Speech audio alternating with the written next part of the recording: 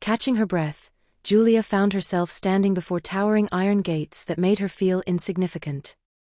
She let out a weary sigh, realizing that this was her last hope, the final address on her list. The thought of rejection filled her with apprehension, weighing heavily on her heart. She was at the end of her endurance, fatigue and despair wrapped around her like an unrelenting tide. Getting a job was becoming a matter of survival for her. Time was running out, and if she didn't find work soon, her only option would be to resort to loans. The mere thought of it made her stomach churn, yet she struggled to think of anyone who could offer her the financial support she needed. Her mind was a blank canvas, void of any names or faces that might offer help in this difficult moment.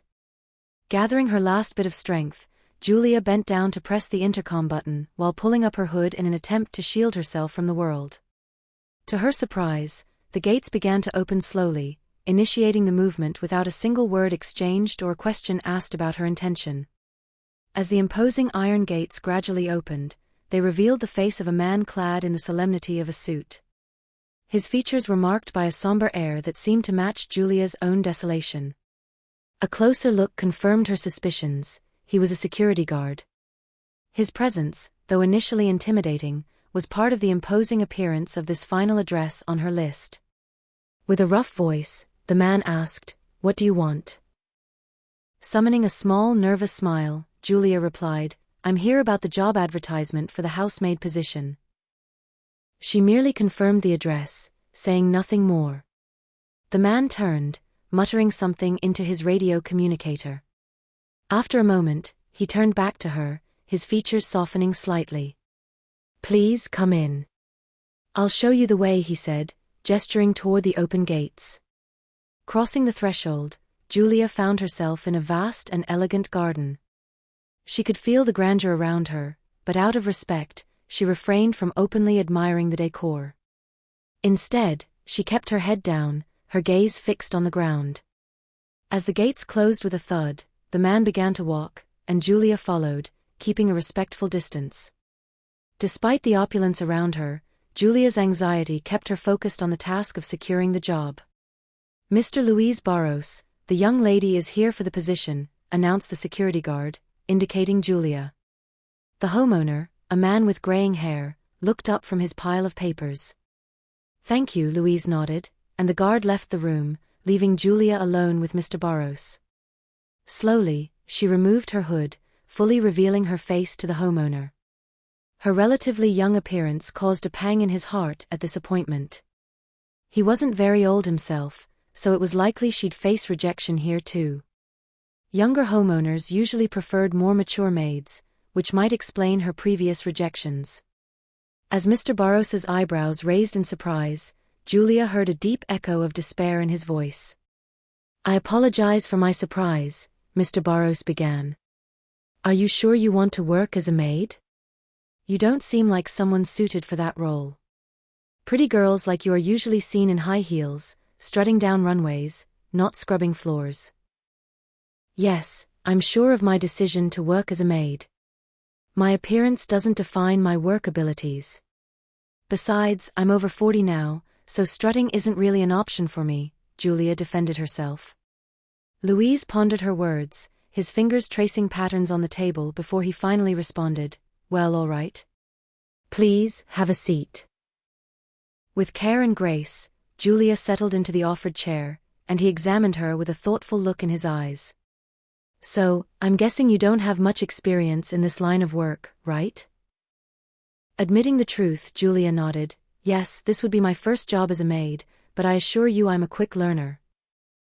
Louise looked at her, seemingly puzzled.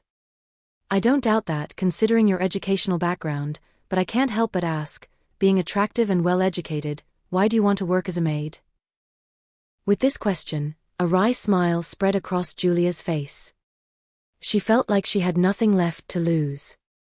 After all, this was her last hope. "You're right. In times past, my life seemed completely different. I had a loving husband, a fulfilling job, a car, and a place I proudly called home. But what I didn't know was that my husband was hiding something. He was a compulsive gambler. His dangerous addiction led to his death, and soon after, the people he owed large sums of money to came knocking on my door demanding payment. They took everything, the apartment, the cars. But when I sought support from friends and colleagues, I found myself alone. Everyone turned their backs on me. Julia paused for a moment to gather her thoughts before continuing.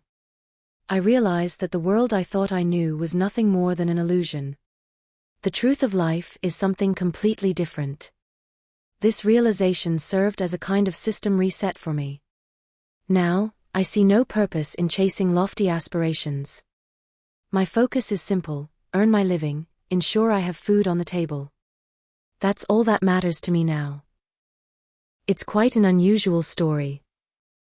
Louise frowned and thought, could it be depression? I assure you I'm not depressed, Julia replied with a resolute tone. Do you think I haven't tried finding a job suited to my qualifications? My specialty is very specific, but my personal story always seems to overshadow my skills. It's frustrating when people express sympathy but don't offer help. I know you probably won't hire me either, but at least venting made me feel a bit lighter. As she stood up from the chair, Julia prepared to leave. As she headed for the door, Louise's voice stopped her. You're hired, he declared, causing Julia's eyes to widen in disbelief.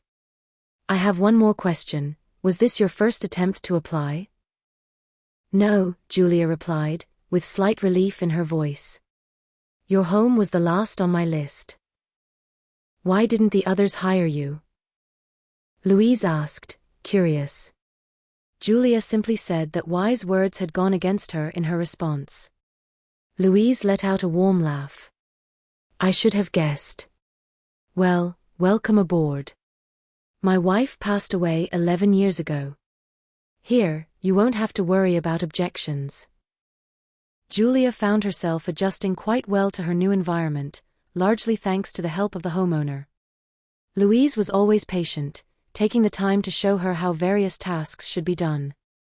For some reason, he seemed to apologize frequently, which Julia found strangely comforting, a testament to his kind and considerate nature. 2 months later, she decided to retire for good, planning to spend her time with her grandchildren. I did my best to keep the house clean and even cooked meals. I'm used to cleaning, but it turned out to be a more challenging task than I expected, he admitted honestly. Julia couldn't help but laugh. It's not as hard as you might think, she reassured him. The key is understanding your responsibilities and making sure tasks are completed on time, just like any other job. Indeed, despite her initial optimism, Julia soon realized that her work would not be easy. It required a significant amount of effort. Although not immediately noticeable, a layer of dust had accumulated everywhere, indicating that the house hadn't been thoroughly cleaned in quite some time. And the kitchen, she discovered, was an entirely different challenge. The number of tasks to be done was daunting. One evening, after finishing dinner, Louise insisted that Julia share a glass of wine with him whenever they didn't have guests. He made an unexpected proposal. Julia, the weather outside is really nice, he began, his voice excited. I hope I'm not being inconvenient, but would you be open to sharing a glass of wine with me? I've forgotten what a good wine tastes like, you know. I accept, Julia confessed as they both settled into the rocking chairs. They engaged in a relaxed conversation. Then, breaking the silence, Louise revealed. I have a daughter. She lives in Portugal. Initially, she went there for her studies, but she decided to stay. Now, I just send her money every month. Louise covered his face with his hands, letting out a deep, sad sigh. The serene atmosphere was momentarily tinged with a feeling of melancholy. Lately, I've been more of an ATM than a father, Louise admitted, his voice full of regret. We've lost the connection. She only calls when she needs more money, and I only call to confirm if she's received it. Intrigued, Julia asked, has she visited you in the last 4 years? She's only been here twice, he confessed. Have you ever tried inviting her to come? Julia suggested, without any obligation. Just ask her to come home and spend some time with you. Louise looked at her, contemplating, Do you think that would make a difference? Honestly, you never know until you try, Julia encouraged him. Louise spent the next week pondering Julia's suggestion, weighing its potential and considering the implications. Louise and Julia found themselves sitting on the patio, engaged in deep conversations. Louise only brought up Julia's past once, respecting her privacy and demonstrating sensitivity to her difficult story. You know, Julia? I really appreciate you, Louise said one evening, sincere. Both as a person and as a housekeeper. There's a special glow that you radiate. Since you started working here, this house has started to feel more like a home. I want you to enjoy your time here, to heal, to regain your strength. But eventually, I believe you should resume your life. A vibrant woman like you shouldn't be lost to the world. Don't get me wrong, I'll support you in every way possible. Julia offered him a bittersweet smile. I don't even know what to say, sir. The idea of returning to a normal life isn't something I'm ready to consider right now. No, not yet. Take all the time you need, he hurried to reassure her. I didn't mean to pressure you. If it were up to me, I'd be delighted to have you taking care of my home and staying here for as long as you need. Julia laughed, her spirits were visibly lighter. Honestly, I never thought we'd have this conversation. But when we first met, you seemed quite intimidating. Louise responded with a laugh, well, as they say, don't judge a book by its cover. At that moment, Louise's gaze lingered a little longer on Julia than usual, making her blush. Noticing the unintended effect, he quickly shifted the conversation. I completely forgot to mention that I followed your advice. My daughter is driving here tomorrow. Can you believe that? Although it took her a while to respond, she called back in less than 10 minutes and confirmed she'd come. And here's the surprise, she's bringing a friend. I think it's her boyfriend or maybe even her fiancé. That's wonderful news. We should prepare something special to welcome them, Julia suggested, her face lighting up with enthusiasm. Seeing her excitement, Louise couldn't help but laugh. All right, Julia, I don't want you staying up late tonight. I can see how your eyes lit up with the idea of preparations, and you've already completely forgotten about our conversation. You should rest. Amanda arrived in grand style, making a big impact. She entered the house with bags full of fashionable clothes and extravagant dresses, wearing the latest in haute couture. She was adorned with an array of sparkling jewelry, a living testament to a life of luxury. When Julia heard the commotion coming from the kitchen, she knew the guests had arrived.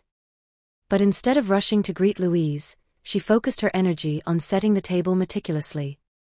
She was determined to prepare a delicious meal for Louise's daughter, even though she hadn't met her yet.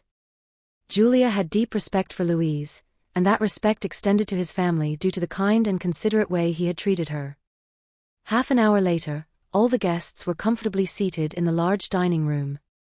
The room was filled with the comforting aroma of a home-cooked meal and the sound of conversation. The table was beautifully set, the shiny silverware arranged with precision next to fine porcelain plates, conveying a sense of purpose in Julia's warm smile.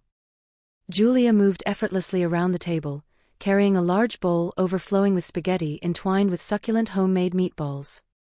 As she served each guest, her movements were a harmonious dance of hospitality.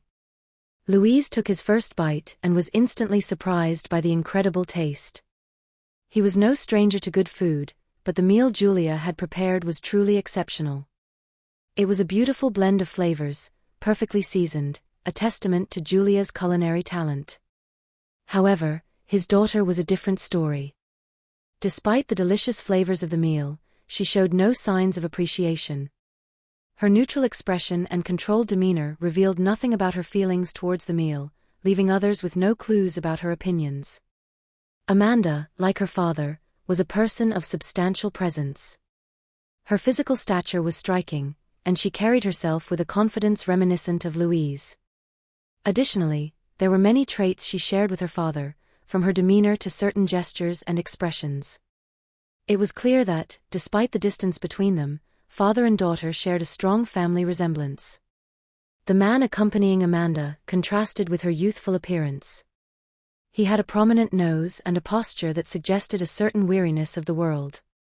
His features and aura indicated a difference of at least 15 years between him and Amanda. His eyes conveyed a maturity and experience that stood out next to Amanda's youthful energy. Louise's gaze settled on the man, his expression revealing a hint of astonishment and perplexity. The age difference in his daughter's choice of partner seemed to surprise him, but he made an effort to conceal his surprise and greeted the man with a polite, albeit slightly tense, smile. "So, Ottavio, what field do you work in?" Louise began, but was immediately interrupted by his daughter, Amanda. "Dad, maybe you could first ask Ottavio about his impressions of our country, before asking about his profession," Amanda said, indicating discomfort with Louise's direct question and showing a preference for a more gradual and less invasive approach. Ottavio took a moment to finish chewing his food, allowing a gentle smile to appear on his face. "It's all right, my dear, let me answer your father," he said, maintaining composure. After taking a sip of wine, Ottavio paused briefly before speaking. His voice was measured and confident, he chose his words carefully, aware of the importance of the moment. "I work as a talent manager," Ottavio began firmly. "My job involves working with models, actors, singers, and other creative professionals. Basically, I specialize in connecting the right people, leveraging my network to create collaboration opportunities." Louise listened attentively, responding only with a nod of acknowledgement. His silence indicated that he was absorbing the information, though his thoughts remained hidden. "So how did you two meet?" he asked. Ottavio and Amanda exchanged brief glances. "We met at an art exhibition, Dad," Amanda replied evasively. Louise noticed their reluctance and observed that discussing the details of their relationship made them uncomfortable. Understanding the unspoken boundaries, he decided to change the subject.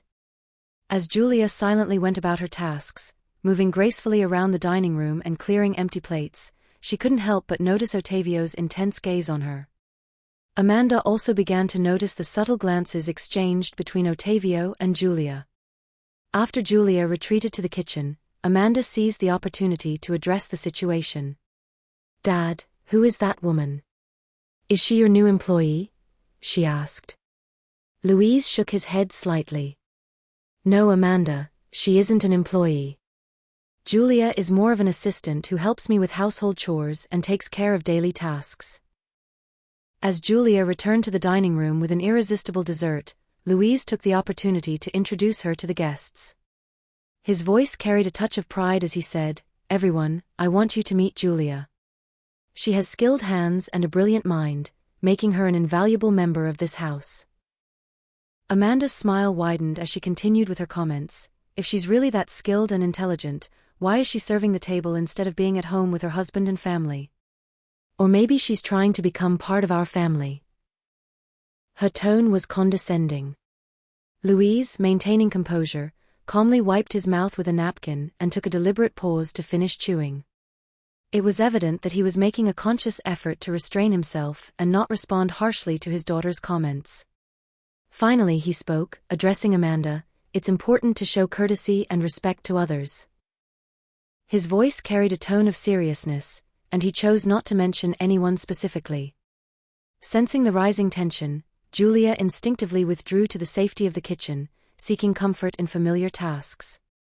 From a distance, she observed the dissatisfied expression on Amanda's face as she cast a furious glance at Ottavio. Amanda confronted him brusquely, "And you? What are you thinking?" In response, Ottavio murmured something inaudible, his discomfort apparent. He abruptly stood up from the table and quickly left the room. Amanda hurried after him, calling, "Ottavio, wait." Their voices drifted away as they engaged in a heated discussion. Minutes later, the intensity of their voices decreased, replaced by a more subdued tone. The kitchen fell silent, leaving Julia with her thoughts as she continued with her tasks. Uncertainty about the dynamic unfolding between Amanda and Ottavio took hold of Louise, and he turned his gaze toward Julia, revealing a trace of concern in his eyes. Louise looked at Julia with a mix of confusion and concern. "I apologize for her behavior. I don't know what's gotten into Amanda, she wasn't like this before," he said, his voice tinged with perplexity. Julia responded with understanding in her voice. Well, when someone is feeling jealous, it can stir up emotions and reactions that may seem out of character. I can understand that. Louise frowned, puzzled. Jealous? Do you think she's jealous of Ottavio? Julia replied softly, it seems evident to me that she has developed feelings for him. Maybe she cares more deeply than he does. Louise was deep in thought, contemplating the complexity of the situation. After clearing the table, washing the dishes, and finishing her tasks, Julia took a moment for herself. She prepared a hot cup of tea and headed to the peaceful patio. Julia realized that with Amanda's presence, her opportunities to have meaningful conversations with Louise would be limited. Rather than lamenting, she chose to embrace a moment of solitude and find comfort in the serene environment. As Julia prepared to leave the patio, holding her teacup in one hand and a folded blanket over her arm, she hesitated when she heard her name mentioned in the conversation between Louise and Amanda. Dad, get rid of her immediately. Julia's heart sank at Amanda's harsh and demanding words. She could sense the tension in the air and the gravity of the situation as she entered the study. Louise's voice, tinged with confusion and concern, responded, Amanda dear, what are you talking about? Why do you want me to fire her? Amanda's tone became more insistent, filled with frustration. I want you to fire her now. I don't want to see her around here anymore. Julia's grip tightened around her cup, her mind racing with a mix of emotions. She hadn't anticipated such animosity from Amanda, and the abrupt demand left her feeling vulnerable and uncertain about her place in the house. The tension in the air was palpable as Louise processed Amanda's request.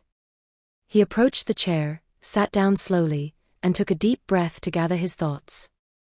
The room seemed to hold its breath, waiting for his response. Well, first of all, I need to understand why you want her to leave. Second, since when do you tell me what to do? Louise responded, his words carrying a sense of authority and a gentle reminder that he had the final say in household matters. Louise was not confrontational, but he expressed a desire for understanding and open dialogue, hoping to reach a resolution that would satisfy everyone. Dad, don't you see what's happening? Do you really think that a simple servant's life is more important than your daughter's happiness? Amanda insisted. Louise's smile faded, replaced by a thoughtful expression as he considered Amanda's words. After a brief pause, he responded calmly but firmly, what does Julia have to do with your happiness? Amanda let out an exasperated sigh. Oh my God, Dad, haven't you noticed how Ottavio looks at her? Louise maintained his composure, taking a moment to gather his thoughts before responding. If Ottavio's attention is directed at Julia, then he is not truly committed to you. A man who truly loves his partner does not seek the company or attention of other women. Besides, you could have found someone younger and more suitable for you. His words carried a touch of concern and paternal guidance, trying to offer perspective and remind Amanda of her own worth. Louise was determined to protect his daughter's happiness, even if it meant addressing uncomfortable issues. Amanda's accusations intensified, her frustration evident as she continued to confront her father. How can you defend her? Yes, Daddy, your assistant is intentionally flirting with him. Louise's patience began to wear thin as he thought about how to handle the situation. All right, enough with labeling Julia as a servant, Amanda. Amanda persisted, insisting that she knew Julia's intentions. I can even see what she's thinking. If she can't have you, she'll settle for Ottavio. Louise's voice expressed exasperation as he responded, Amanda, stop this nonsense. Amanda, determined, made her demand once more, so will you fire her or not? Louise's response was resolute, no, I won't fire her. If Ottavio cannot remain faithful, perhaps you need to reflect on whether you truly want someone like that. Amanda softened, revealing her anguish. Ottavio is not just someone I love, he's helping me achieve what I want in Portugal. I don't want to come back to this country. I'm tired of it. Amanda, enough. It's time for you to go to bed before this turns into a heated argument. We can discuss this when emotions are calmer. Julia's senses heightened when she heard the door slam, sending a shiver down her spine. A wave of caution washed over her, reminding her to carefully weigh her actions around Amanda. As she headed to her room, she unexpectedly came face to face with Amanda, who greeted her with a wide smile. "Julia, could you bring me a drink? A hot cup of tea would be perfect. I always like to have a cup of tea before bed." Her eyes flicked toward her own bedroom door as she nodded and agreed, "Of course, I'll bring it to you in 10 minutes. True to her word, Julia prepared a cup of tea for Amanda and then retired to her own room. However, upon returning, Julia experienced a moment of uncertainty. She typically kept her door closed at all times, but now in that moment, she couldn't remember if she had left it open or if it was already open before. Looking around the room, Julia saw that everything was in its proper place, but a persistent discomfort remained. Acknowledging the peculiarity of the day, she pushed her worries aside and settled into bed, ready to let the strange events of the day dissipate in the embrace of sleep. Julia harbored no anger toward Amanda, recognizing her youthful nature and understanding the complexities of relationships. However, Julia's empathy went beyond mere understanding. It stemmed from her own personal experiences as an attractive woman. Julia often faced challenges due to her outward appearance. While others might envy her, it had generated insecurities for Julia during her youth. She had encountered situations where people were more interested in her physical beauty than in her ideas and thoughts. This constant search for deeper acceptance and genuine understanding made her reflect. She recognized that Amanda's actions and judgments were not only driven by malice but were also influenced by her own insecurities and experiences. Julia tossed and turned in bed, her mind in a whirlwind of thoughts that refused to calm down. Sleep eluded her as the day's events and the tumultuous emotions within her kept her in a state of restlessness. Frustrated by her inability to find rest, she finally decided to seek solace in the fresh night air. Stepping quietly into the patio, Julia breathed in the night air, hoping that the gentle touch of the wind on her face would help calm her restless thoughts. The moon cast a soft glow, illuminating the surroundings and providing a serene backdrop for her contemplation. With each breath, Julia allowed the fresh air to dissipate the heaviness in her chest, finding a sense of peace and clarity in the quiet of the night. As Julia prepared to return to her room, she noticed a faint light from a lantern emanating from Luisa's office. She wondered about the need for a lantern instead of simply turning on the lights, aware that Luis was not the one using it. Julia's instincts prompted her to investigate further. With cautious steps, she re-entered the house, navigating through the darkness. With a mix of intrigue and caution, the hallway remained dimly lit, providing enough cover for Julia to observe unnoticed. Shadows took shape, moving stealthily from the office toward the suite where Ottavio and Amanda were staying. An air of secrecy and uncertainty lingered, fueling Julia's curiosity and concern. As she focused on preparing lunch in the kitchen, the tranquility of the environment was abruptly interrupted by the sudden intrusion of chaos. Amanda burst into the room, her face contorted with anger and frustration. Luisa followed closely, her expression a mix of worry and urgency. "Dad, you know I wouldn't have taken this, let alone Ottavio." "There's no one else but her," Amanda said, her voice laden with frustration and desperation, emphasizing the seriousness of the situation. Her words seemed to imply that Julia was somehow involved or responsible for the issue at hand. Luis, with eyes full of despair, turned to look at Julia, seeking some form of solution or guidance amid the chaos. His gaze conveyed a plea for understanding, a silent request for Julia to clarify the situation and offer a way forward. Julia's heart raced as she heard Luis's dangerous request for her to accompany him to his room. A sense of discomfort overwhelmed her, and she struggled to control the wave of emotions threatening to overflow. Julia responded with a calm voice. "All right, sure," and followed Luis, her steps guided by a mix of curiosity and apprehension. As they moved toward the room, uncertain of what they would find inside, Luis's movements were hesitant and lacking conviction, making it clear that he was not fully committed to searching through Julia's personal belongings. He pretended to search through drawers and the closet, his actions merely superficial. Perhaps he was seeking confirmation rather than concrete evidence. Suddenly, Amanda's voice echoed through the hallways. Someone from outside couldn't have stolen the key, suggesting that someone inside the house was responsible. Julia's mind struggled to understand the situation, and her heart ached with the accusation that indirectly involved her. Then Amanda entered Julia's room. A wave of contentment passed through her voice as she addressed her father. "Did you look everywhere, Dad?" Her voice was filled with accusation, implying that Luis hadn't been thorough enough in his search. Luis, though hesitant, confirmed his efforts. "Yes, I did," he replied quietly. Amanda began her own inspection, meticulously going through Julia's things. She left no stone unturned, looking in drawers, examining the closet, and even checking under the bed and behind the shelves. Then Amanda's attention was drawn to Julia's purse, placed on the table in the center of the room. She pointed to it, her voice filled with curiosity and accusation.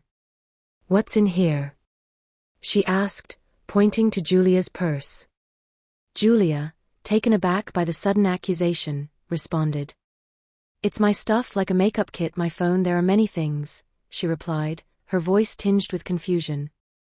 Amanda stepped forward, her gaze unwavering as she took the purse and opened it, causing its contents to spill onto the table. Among the items was a key. Amanda's shock was palpable as she recognized the object, letting out a gasp of astonishment and satisfaction as she looked at Luis. "That's the safe key.